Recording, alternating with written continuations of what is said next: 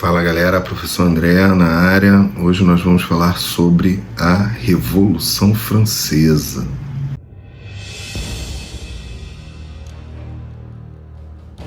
Então, para falar da Revolução Francesa, nós temos que falar inicialmente sobre como era a França antes do Antigo Regime. A França antes do Antigo Regime era uma sociedade dividida em basicamente três grupos, que era uma tradição herdeira da Idade Média. Esses três grupos eram basicamente o clero, a nobreza e o povo. O clero era chamado de primeiro estado.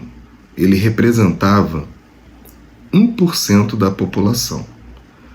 A nobreza era chamada de segundo estado e representava 2% da população.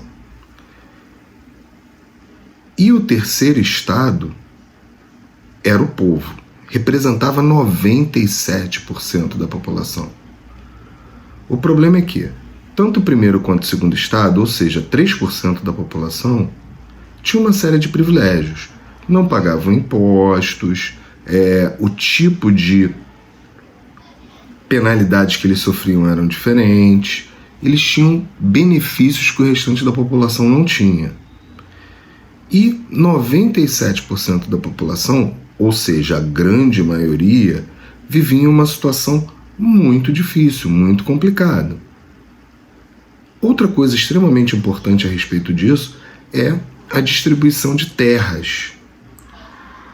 Esses 3% da população, ou seja, primeiro e segundo estados, eles controlavam 97% das terras produtivas.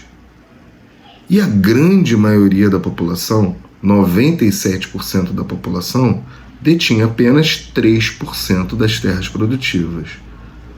Assim, nós podemos perceber que a França, antes do Antigo Regime, era uma sociedade extremamente desigual e com uma distribuição de terras completamente desfavorecida para a população mais pobre, para a população mais humilde.